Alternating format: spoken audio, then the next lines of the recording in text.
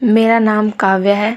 मैं इंदौर शहर के कंचन बाग इलाके की रहने वाली हूँ और आज मैं तुम्हें वो सुबह सुनाने जा रही हूँ जिसने मेरी पूरी सोच, मेरी आत्मा और मेरे भरोसे की परिभाषा बदल दी। क्योंकि उस दिन एक आदमी मेरी ज़िंदगी में तूफान बनकर आया और अपने ही लालच में डूब कर चला गया। मैं उस दिन बहुत थकी हुई थी। माँ कई महीनों से बीमार थी। घर में दवाइयों का खर्च बढ़ता जा रहा था। पापा मजदूरी करके जो थोड़ा बहुत कमा पाते थे वो कभी किराया देने में चला जाता, कभी उधार चुकाने में। मैं पढ़ाई के साथ साथ ट्यूशन पढ़ाती थी ताकि घर का सहारा बन सकूं और हर रात सोते समय मन में बस यही डर रहता था कि कहीं अगले महीने दवाइयों के पैसे भी पूरे ना पड़े तो क्या होगा। उस सुबह भी मैं पास की दुकान से माँ की दवाई लेने निकली थी और रास्ते भर यही सोचती जा रही थी कि काश मेरी जिंदगी भी किसी आम लड़की जैसी होती जिसमें सबसे बड़ी चिंता सिर्फ अच्छे नंबर लाना या नए कपड़े लेना होती।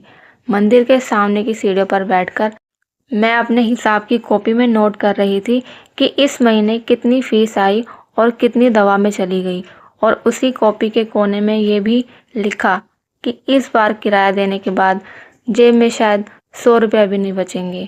तभी अचानक सामने से किसी के भागने की आवाज़ आई, धप धप करती हुई चप्पलों की आवाज़, हांफती हुई सांसें और फिर एक भारी शरीर का मेरे सामने आकर रुक जाना। मैंने सिर उठाकर देखा तो एक अधेड़ उम्र का आदमी मेरे सामने खड़ा था। उसकी आंखें लाल थी, होठ कांप रहे थे और गला सूखा हुआ था। वो सड़क के बीचों बीच खड़े होकर चिल्लाने लगा, मेरी पोटली कहीं गिर गई है, मेरी सारी गिन्नियाँ चली गई, मेरी जिंदगी बर्बाद हो गई। उसकी आवाज़ में ऐसा डर था कि कुछ पल के लिए मैं अपनी सारी परेशानियां भूल गई। लोग अचानक रुक गए, कुछ ने उसे घूरा, कुछ हंसे, कुछ आगे बढ़ गए जैसे रोज का तमाशा हो। मैंने धीरे से पूछा, अंकल कैसी पोटली? वो मेरी तरफ मुड़ा जैसे मुझे पहली बार देख रहा हो और बोला, छोटी सी कपड़े की पोटली, उसमें मेरी सारी कमाई की गिन्नियाँ थी। मैं पूरे हफ्ते रिक्शा चलाकर इन्हें जोड़ पाया था।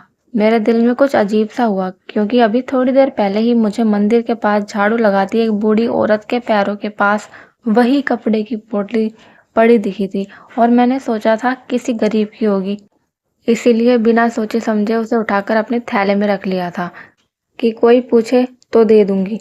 मैंने थैला खोला, पोटली निकाली और उसकी ओर बढ़ाते हुए कहा, अंकल क्या आप यही ढूंढ रहे हो? उसकी आंखें फैल गई और वह पोटली को ऐसे देखने लगा जैसे कोई सपना सामने खड़ा हो। उसने झपट्टा मारकर पोटली पकड़ी जैसे कोई खोया हुआ बच्चा माँ की गोद में पहुंच जाए। कांपते हाथों से पोटली खोली, गिनिया गिनी और गहरी सांस ली। 30 गिनिया थी। उसकी छाती ऊपर नीचे होने लगी और वो बुदबुदाया, बच गई, सब बच गई। मुझे लगा आज सच में मैंने कोई नेक काम किया है, इसलिए मन ही मन भगवान को धन्यवाद दिया और उससे मुस्कुराकर कहा, अंकल अब ध्यान से रखना, फिर किसी से गिर जाए तो वापस नहीं मिलेगी। लेकिन तभी उसकी आंखों में अचानक कुछ बदल गया। वो मेरी तरफ देखने लगा जैसे मेरे चेहरे के अंदर झांक रहा हो और उसकी मुस्कान धीरे धीरे गायब हो गई। उसने पोटली बंद की और बोला, बेटी इसमें तो 40 गिन्नियाँ थी। मेरे कानों में जैसे सीटी सी बज गई और दिल धक से रह गया। मैंने कहा, नहीं अंकल, मुझे जैसे पोटली पड़ी मिली थी वैसे ही मैंने आपको दी है। उसकी आवाज़ तेज हो गई और वो लगभग चिल्लाया, झूठ मत बोल, तूने 10 निकाल ली है इसमें से। मेरे आसपास खड़े लोग अचानक चुप हो गए और कुछ लोगों की नज़रें मेरे हाथों पर टिक गई जैसे सच में मैंने चोरी की हो। मैंने कांपती आवाज़ में कहा, नहीं अंकल, मैं झूठ नहीं बोल रही। उसने उंगली उठाकर मेरी तरफ की और बोला, अगर अभी मान नहीं गई तो सीधे शिकायत करूँगा, तुझे अदालत तक घसीट दूंगा। मुझे लगा ज़मीन खिसक गई और मेरे पैरों के नीचे से ताकत निकल गई। अच्छाई करना जैसे गुनाह बन गया था और मेरी आंखों से आंसू अपने आप बहने लगे। मैंने रोते हुए कहा, मेरे पास तो अपनी माँ की दवा के पैसे भी मुश्किल से हैं, मैं आपकी गिनिया क्यों चुराऊंगी? लेकिन उसके कानों पर जैसे जूं तक न रेंगी और वो और जोर से चिल्लाने लगा, चोर है ये लड़की, इसने ज़रूर मेरी पोटली से पैसे निकाले हैं। लोगों ने तरह तरह की बातें करना शुरू कर दी। किसी ने कहा, आजकल किसी पर भरोसा नहीं किया जा सकता, पता नहीं कौन कैसा है। किसी ने कहा, शक्ल से तो शरीफ लगती है, पर अंदर से क्या पता। और हर शब्द मेरे दिल पर पत्थर बनकर गिरता गया।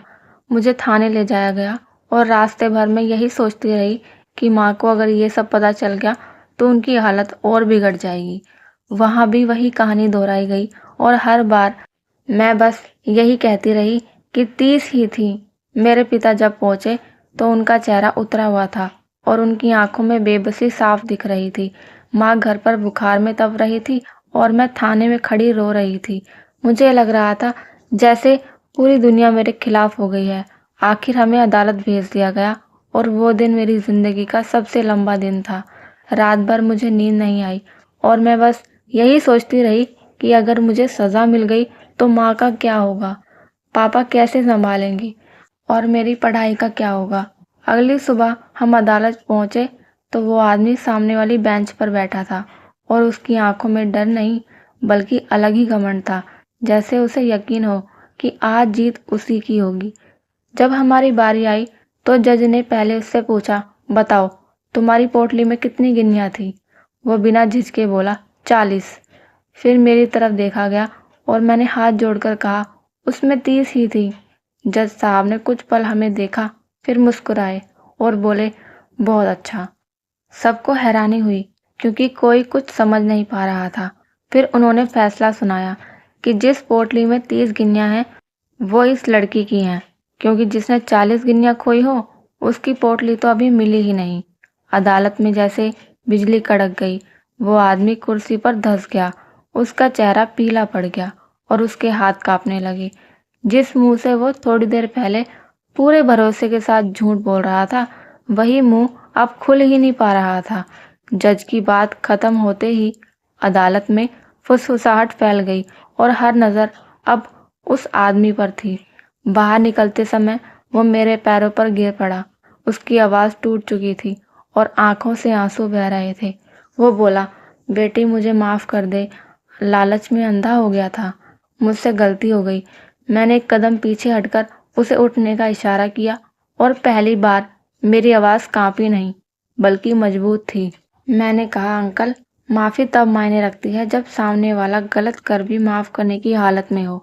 आपने सिर्फ मुझ पर झूठा इल्ज़ाम नहीं लगाया, आपने मेरी माँ की दवा, मेरे पिता की इज्जत और मेरी पूरी ज़िंदगी को दांव पर लगा दिया था।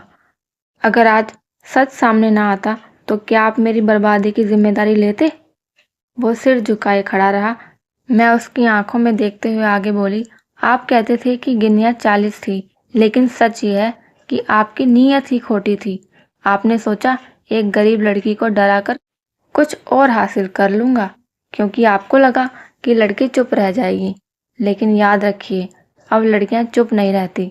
सच के साथ खड़ी लड़की को कोई अदालत, कोई समाज और कोई झूठा आदमी हरा नहीं सकता।